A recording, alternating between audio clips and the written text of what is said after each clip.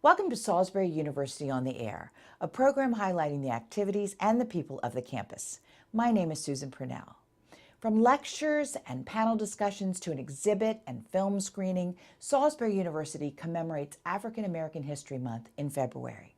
Here to tell us about those events and more is Dr. April Logan, Assistant Professor of English and Chair of SU's African American History Month Committee.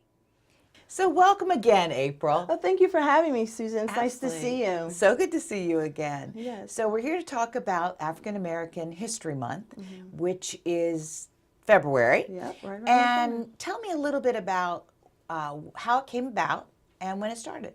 So African American History Month was started in 1926 with Carter G. Woodson's visionary Black History Week. And basically from that point on, and as you know, a lot of people consider Carter G. Woodson to be the father of African American history. And what happened is over time, there was so much interest in it. Political leaders, community members, and activists really agitated for it to be something more. And then finally, in 1986, the Congress passed a law making it African American History Month. And the reason Carter G. Woodson picked February was sort of in honor of two key figures in that history, Frederick Douglass and Abraham Lincoln.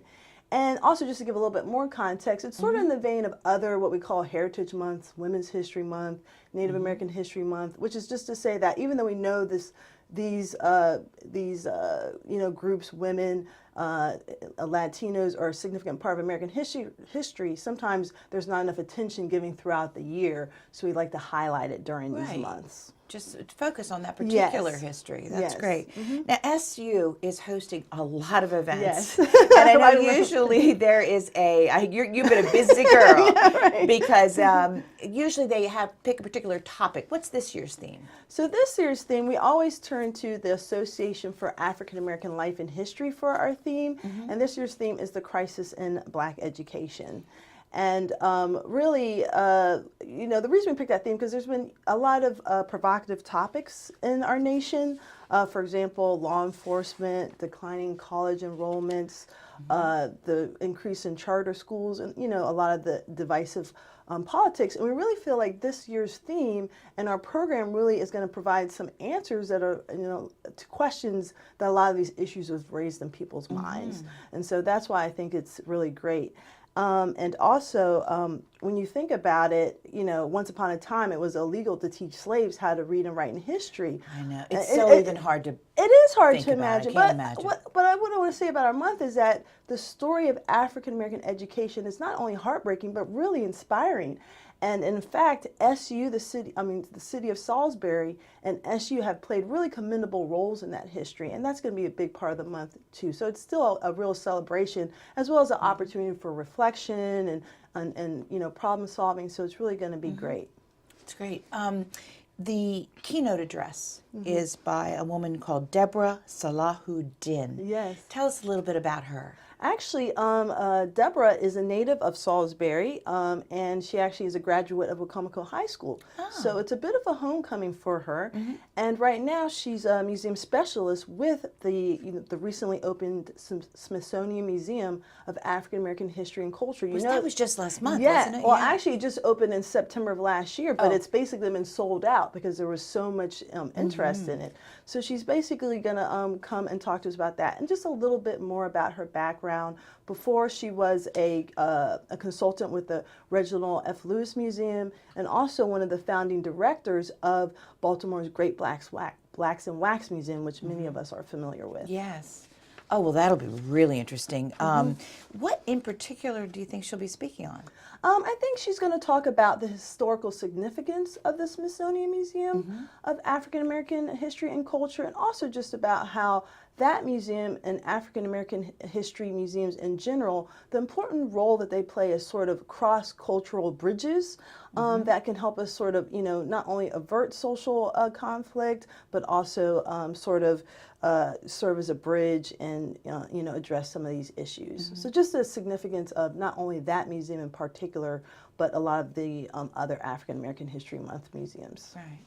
When and where will she be speaking?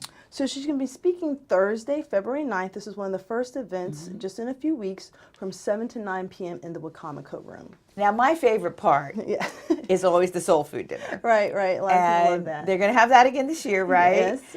And I think there's some special entertainment. Yes, Bernard Sweetney and the Jazz Quartet's going to join us again, which is always fabulous. And so he'll be there. And I think, as you know, he's performed in the past with Donny Hathaway, Roberta Flack, and Shirley Horn. So it's just an amazing, opportunity to hear some really world-class music. Oh, well, that'll be great.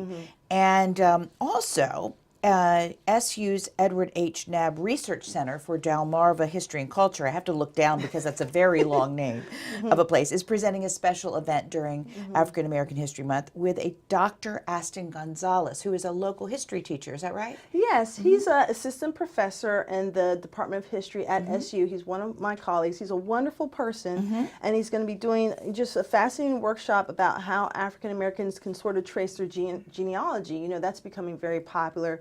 And they can do that through online sources, archives, and other means.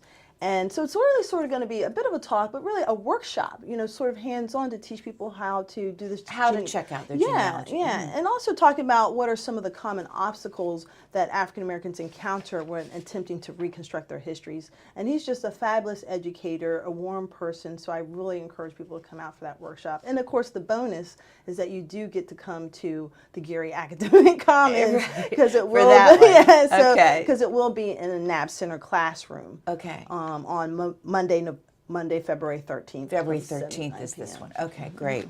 I don't know how you're going to remember all these dates because there's so much going on.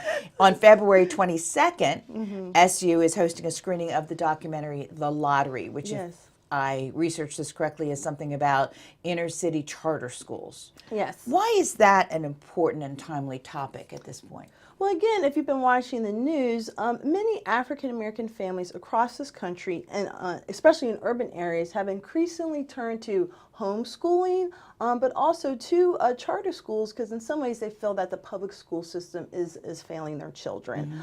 So they see the charter schools and homeschooling as an alternative. And I think with this documentary and the discussion that we'll have with it, and we have 2 other panel discussions, will help us learn more about charter schools.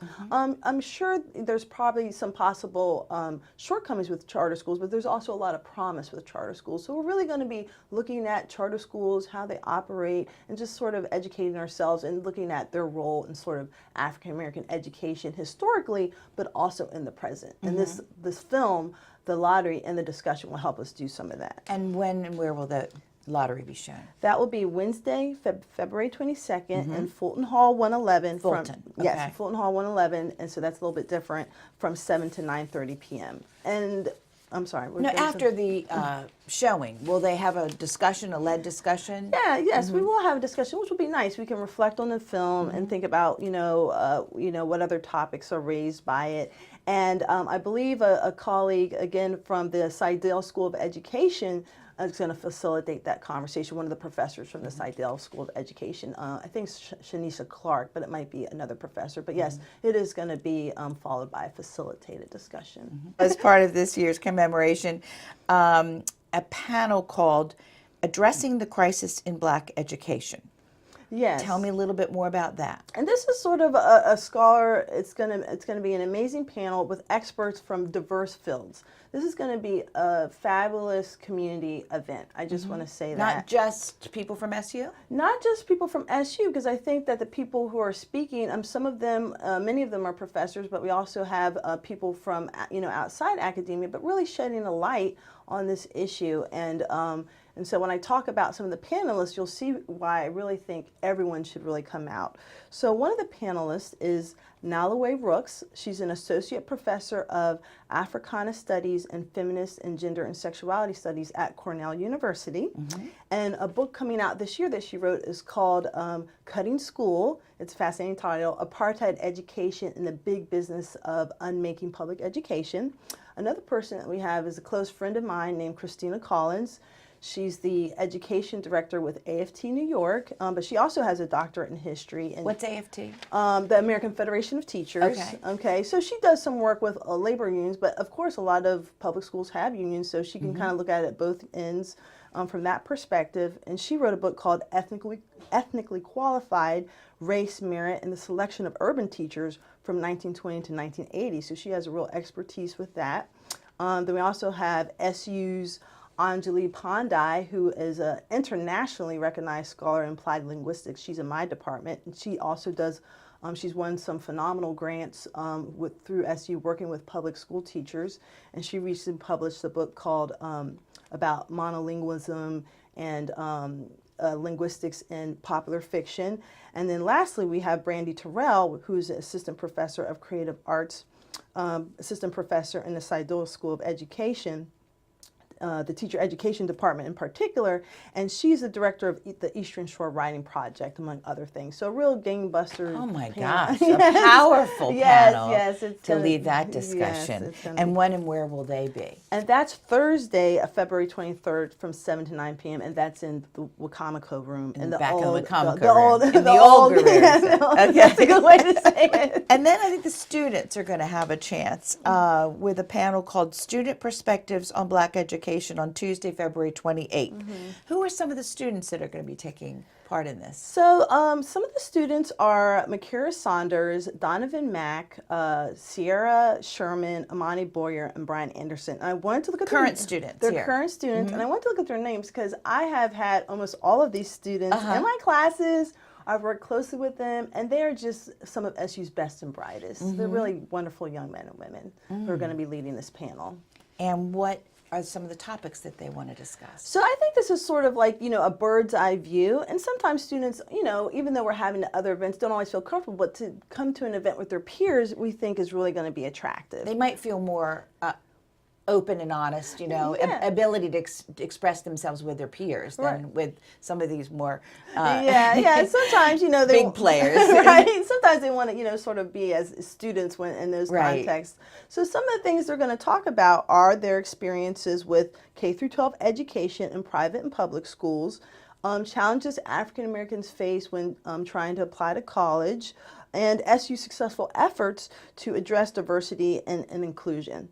And I think one of the aims that we have for that panel, the students and all of us who are on the African American History Month Planning Committee, is to sort of have a brainstorming session with attendees about how SU students might play an active role in helping to improve access to quality education in their communities. So it's really going to be a positive, eye-opening discussion, I think. And where will that take place? That's going to be Tuesday, February 28th. From 6:30 to 8:30 p.m. in the Wacomico room. Back in the Wacomico room. Okay. All of these events in February, except for the dinner, are free. Yes. Right? And open to the public? Yes. Admission to everything is free with the exception of the soul food dinner. So SU's program is very accessible and affordable way to learn about African American History Month and culture. And even as far as the soul food dinner, I think it's roughly $13 for adults, and for children 6 and unders, it's around $8. But again, you're not just getting, this wonderful soul food dinner, which is, sort of representative of African American history and culture, but the entertainment, the jazz. Right. That's a very inexpensive evening, and believe me, it's all you can eat, and it's fabulous. So that's something you just shouldn't miss. Looking beyond February, SU also has several African American History Month related events later in the semester. So what can you tell us about the Multicultural Student Leadership Summit on Saturday, March 4th? So this is an annual event hosted by the Office of Multicultural Student Services, and it's a great opportunity for multicultural student, high school, and college student leaders to learn great strategies to network amongst themselves, but also learn strategies for applying and attending college, navigating the job market, but also being successful in the 21st century workplace. Now, who can attend that? Anyone? Anyone can, yes. SU students and non-SU students can attend. However, I should note that non-SU students, there is a fee of $25. Okay, so if you're not a student here, $25, but I'm sure you'll get your money's worth. Oh, yes, absolutely. It's a very popular event. Would you recommend it for high schoolers? Yes. Yeah, just to emphasize again, it's for high school and college students. So it's, taking at it from both ends, so to speak. Okay. And finally, I think there's another special performance in April. Yes. April, what is it? It's the African Heritage Dancers and Drummers, and they will provide a brief overview of the historical and cultural context of specific African American music forms. And the reason they're going to provide this overview is so that then the audience can fully experience and appreciate some of the things that they're doing with rhythmic patterns and movement during their dance. And so again, thinking about the theme of this month, yes, it's called the Crisis in Black Education, but we're really thinking about the history of African American education in its broadest sense. Well, I remember learning that the symbol in China for crisis is opportunity. Oh, and it looks that's like lovely. this is an opportunity. Yes, that's a perfect for way people of saying to it. really I love that. learn a lot about what's happened before and work out what can happen in the future. Yes, Yeah. absolutely. That's great, So Susan. great to talk to you, as always. Nice to You're talk to you, too. a font of knowledge. And I hope everyone will come to some of these events that we've discussed. I promise you the dinner is amazing. and all of the discussions should be really eye-opening. So thank you so much for sharing it with us today. Yes, thank you. And again, can I just say, if people want more information, feel free to go to Salisbury University's website. If you missed some of the dates or events, all the information is there as well. I'm sure they weren't all taking notes. So it's a very good point. Okay. Go to the website. Yes. Absolutely. And thanks again. Thank you for being here. And now, here's a look at these and other activities scheduled on the campus in February.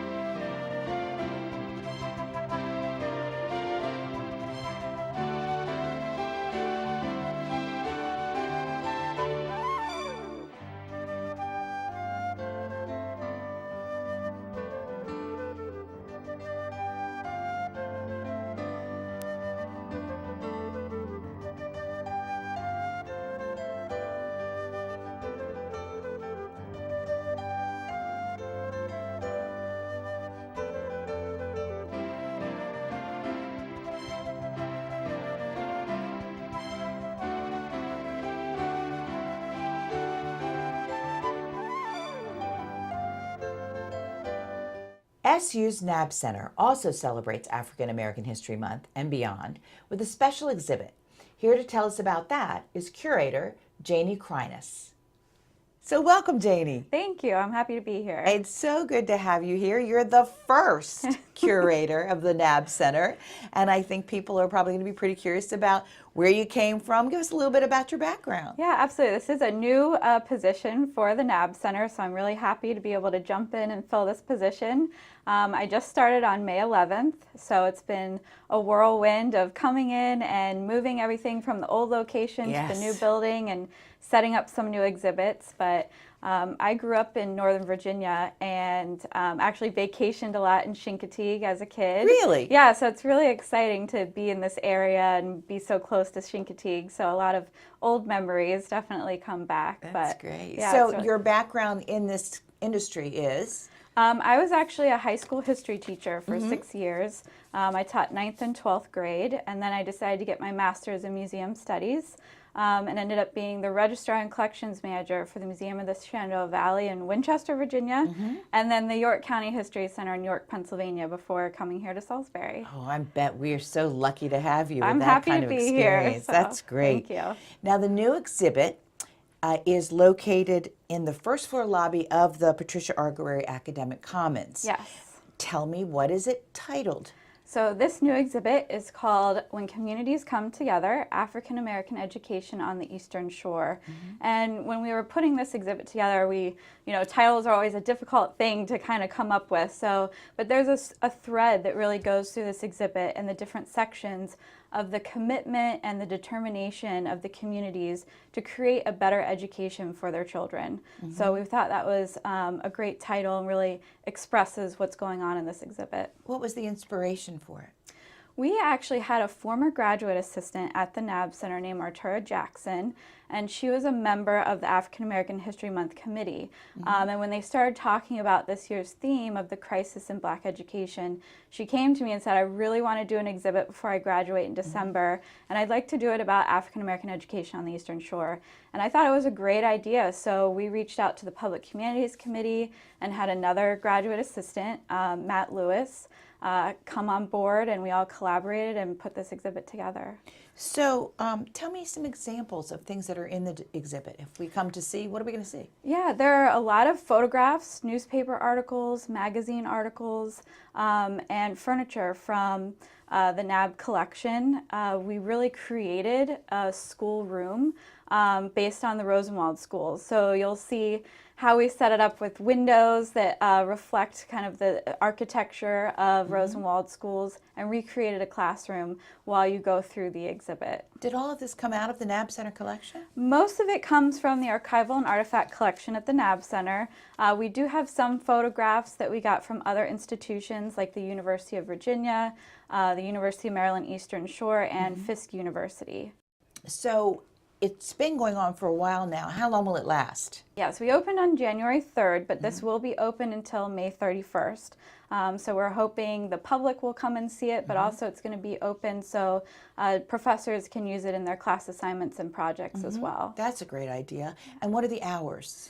Well, this is open during regular academic common building hours, which do vary. So we do suggest if you want to come and see the exhibit that you get on the library website and check out the hours, or give us a call at the NAB Center and we can help you figure out when would be the best time to come and see it. There's also a film screening associated with the current exhibit, is that right? Yes. And what's that? We are having a reception for this exhibit on March 9th from 6 to 7, and following that reception, we're doing a film screening, a documentary about Julius Rosenwald, and it will be from 7 to 9 p.m. on March 9th. So it talks about his partnership with Booker T. Washington and how they created a fund to build almost 5,000 schools for African American children in the South. Who was he?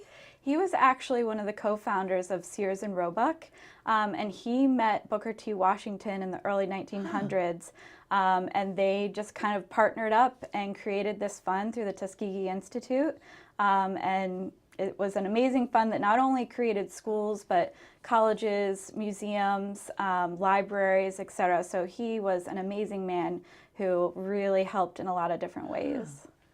Well, that's A good one. Yes, I always absolutely. learn something on this show. Now, you mentioned that you just moved. Where in the building is the actual exhibit? So this exhibit is on the first floor of the Right. Academic Commons, but the NAB Center is actually located on the fourth floor. Okay. And we have other exhibits on the fourth floor as well, but we have a state-of-the-art facility now with a large reading room, an amazing view of Henson Lawn. So if any students want to come up there, not only to use our resources, but to have a quiet place to study, we really encourage anyone to come and visit us, as well as patrons. But we have a state-of-the-art storage space for our archival material, as well as our artifact material. So it's an amazing new space. Wow, so much more space than you had before. Yes, It's got to be absolutely. exciting. What are some of the other exhibits that are currently there? We have two exhibits on the fourth floor. One of them is called Delmarva, People, Place, and Time, and it gives a brief overview of the history of Delmarva, talking about early settlement, land and water influences on the region, family history. We have a 19th century room from a home, military history, and university archives. And that will be up for a few years, a few minor changes here and there, but that gives people an idea of what we have in our collection at the NAB Center. The other exhibit right now is Leland Starnes in the Salisbury State Theater, which talks about the Salisbury Theater program in the 1970s. So it's really exciting. We have an amazing collection in the University Archives from Mary Starnes, including production posters, photographs, scripts, design sets. It's really awesome. And Leland Starnes was a professor here, correct? Yes, and Okay. the director of the theater program. Okay, for Yes. many years. Am Yes, I right? he was here through the 70s, and unfortunately he passed away in 79. But Mary Starnes collected all of his stuff from the productions that he did and then donated it to the NAB Center. Oh, so we're that's really lucky to have all of Wonderful. that. Yes. And I think I was invited to a reception as well. Is that right? And we'll also be having a reception for the Leland Starnes exhibit on February 9th from 6 to 8 p.m. So we hope a lot of people will come to that exhibit as well and share their stories. We've reached out to a lot of alumni who are attending during that time period, but we also want current students and the public to come and enjoy that exhibit as well. And that will be right there in the NAB Center. Yes, Okay, fourth good. floor. Come and Fourth see us. floor. Okay, great. Yes. Now, getting into the NAB Center, is it free? Yes, all of the exhibits on the first floor, the fourth floor, that's all free and open to the public. So people really need to take advantage of this. Yes, It's absolutely. a jewel. We have the Ward Museum, which is wonderful, but this is more about people than about our environment and all the wild Yes. fowl that you get to see over there. This is about us. Yes, and our these history. exhibits will change. The two changing exhibits, one on the fourth and first floor, they will change a couple times a year. So we hope people keep coming back and visiting us and see what else we have to offer for everybody. Are you finding there are some people coming through that you hadn't seen before? Oh yeah, A lot of absolutely. new people? Good. Yes, and we've had the exhibits up on the marquee sign and people coming in who are not associated with the university. So we're really excited. People coming in, especially for the first floor exhibit, who attended some of the Rosenwald schools and are sharing their stories with us as they walk through. So it's been a really great experience. Just seeing the building is an experience. Yes, and absolutely. Then when you have it's an amazing building. cherry on top is the NAB Center right in Yes, there. Yeah, that's yes. great. Janie, it's been so great to talk to you today, and I can't wait for you to have the opportunity to share these new exhibits and the new Patricia Argyrieri Commons with everybody. So thanks again for being here. Thanks for having me, Susan. Absolutely, my pleasure. I'd like to thank my guests, April Logan, Assistant Professor of English and Chair of SU's African American History Month Committee, and Janie Kreines, Curator for the Edward H. Knabb Research Center for Delmarva History and Culture. I hope many of you will enjoy this year's African American History Month events. I'm Susan Purnell. This has been Salisbury University on the Air. Thank you for watching.